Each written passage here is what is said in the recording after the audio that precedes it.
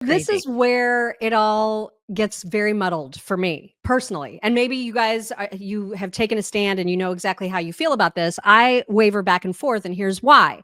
Because there's Anna Paulina Luna and Trump and Vance and Johnson's take, right? This is a much cleaner bill. But why isn't it just a continuing resolution? Why aren't the farm aid? Why isn't the disaster aid? Why aren't they standalone bills? Right. I don't know. I don't understand why it has to be so politicky, but it is. But there are some Republicans who feel as if it's their entire mission to stop spending this money. And Chip Roy, of course, is one of those people. And he made a very impassioned argument on the floor. He was absolutely going to be a no vote, even on the smaller bill. Here he is to explain. What we're doing right now is to continue to double down on the things that are destroying the republic. We are going to increase the debt ceiling, not just $4 trillion, that's false. We have spent $4.7 trillion in additional debt in the last 19 months. We're going to increase the debt by $5 trillion. That's what's going to happen right here by Republicans, increasing the debt $5 trillion. And what are you doing in the same bill? $110 billion unpaid for, because you never have any ounce of self-respect to go out and campaign saying you're going to balance the budget, and then you come in here and pass $110 billion unpaid for. It's embarrassing. It's shameful. Yes, I think this bill is better than it was yesterday on certain respects, but to take this bill yesterday and congratulate yourself because it's shorter in pages but increases the debt by $5 trillion is asinine. And that's precisely what Republicans are doing. It also turns off PAYGO. It turns off the $1.7 trillion in automatic cuts under PAYGO. Because this side of the aisle is profoundly unserious about actually reducing deficits, just as my colleagues on the other side of the aisle are profoundly unserious about reducing deficits. The entire body has been racking up debt for my entire life. Yeah, which is why you need to pay attention to who are the key players here, who's doing what and why they're doing it. And then a lot of these rhinos, we got to get rid of them. So where do you stand? Like, should it be, would you have voted yes or would you have voted no? Would you be Anna Paulina Luna or would you be Chip Roy? I mean, if I were there, I'd probably be more on the Chip Roy side if it could happen. You know what I mean? Can he actually take more stuff out of there? Can you make them single? Like, this is the thing. Can they rewrite everything and do? I don't know. I feel like not in time. I mean, likely not in time. And so the choice, you would be making the choice to shut it all down. Yeah. And I kind of tend to feel that way too. I would shut it down. But then, so yesterday was so crazy, you guys. So then Donald Trump started going after Chip Roy, like hard. And it was that, I didn't like that. So here, go ahead and read this one, if you would. The very unpopular congressman from Texas, Chip Roy, which is not okay, he's popular, is getting in the way, as usual, of having yet another great Republican victory, all for the sake of some cheap publicity for himself. I don't agree with that. Republican obstructionists have to be done away with. The Democrats are using them, and we can't let that happen. Our country is far better off closing up for a period of time than it is agreeing to the things that the Democrats want to force upon us. Biden is president, and it's his obligation to properly lead. We're there to do the right thing, and we can't agree with what Biden and the Democrats are demanding. Weak and ineffective people like Chip have to be dismissed as being utterly unknowledgeable as to the ways of politics and as to making America great again. Put America first and go for the victory, even if it means shutting the government down for a period of time. We had an overwhelming victory just 4 weeks ago, and we're not going to let the Democrats forget it so quickly. I mean, some of those things. And then he went on, like there was more. There was this too. Chip Roy is just another ambitious guy with no talent. By the way, how's Bob Good doing? I hope some talented challengers are getting ready in the great state of Texas to go after Chip in the primary. He won't have a chance. Oh, man.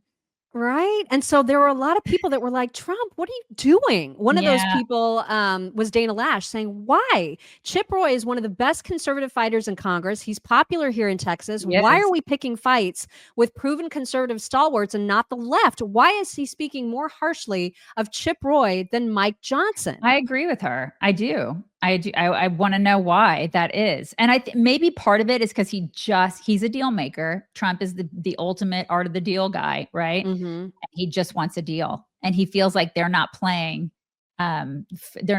ball by not making a deal here. Right. But I absolutely can see Chip Roy's perspective on this. And, he is a great conservative fighter. He does want to do the right thing. And he is representative of a lot of us. Mm-hmm. So don't dismiss him. Don't discount him. That's not And okay. don't fight him. I mean, it just seems so Right. counterproductive. And It she is. wasn't the only one. Banshee from Red State says, moronic take. Chip Roy is doing what Republicans claim they want to do. He is standing against the very Democrat giveaways Trump decried yesterday. There is no deal needed here. Pass a clean CR and dare Democrats to vote it down. And that's exactly, I tend to lean in that direction. I kind of lean in that direction too. But I mean, I think that they're trying to spin it, but look how much it got better. And it did. Right. It got better. And I feel like look at us talking about this. We're making progress. I think there are a lot of people out there who would have never paid attention to this stuff. They didn't for however many years.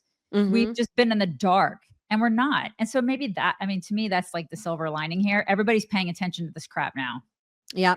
Well, and the reason for my name today is for Mike Lee, who came to Chip's defense immediately, saying there is not a more faithful advocate of conservative policy, constitutionally limited government, or MAGA principles than Chip Roy. President Trump will not have a more principled, hardworking ally than Chip Roy. If a more devoted advocate for the Constitution exists today, I have not met that person. Well, I mean, he's having a bad day. It's kind of like, remember when he called Kayleigh McEnany? What did he call her? No, and he was so mean to DeSantis too. I mean, he was mean. So mean. He just does that. If he's making a deal, he's not getting his way, he's going to get pissy. He's getting kind of pissy. He just wants this to work out. He wants to have a win for himself, There was a big tweet from Will Chamberlain about why Chip is wrong. And some of it makes sense. It was because Chip was trying to compare, raising the debt ceiling and having a credit card limit.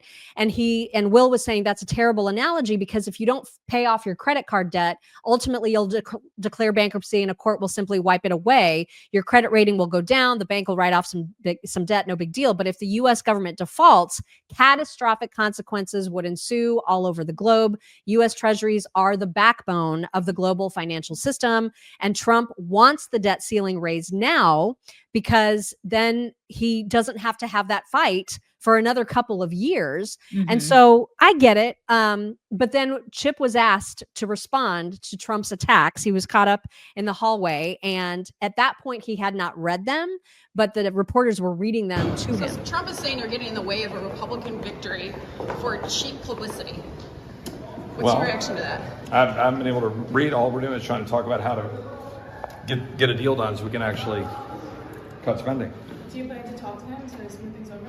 I don't even know what we're talking about. I got to look at whatever was put out there. But he said weak and ineffective people like Chip have been dismissed as utterly unknowledgeable as to the ways of politics and as to making America great again. Put America first and go for victory. We're working right now on how to actually cut spending, which is what the voters sent me to Washington to do. So that's what we're working on.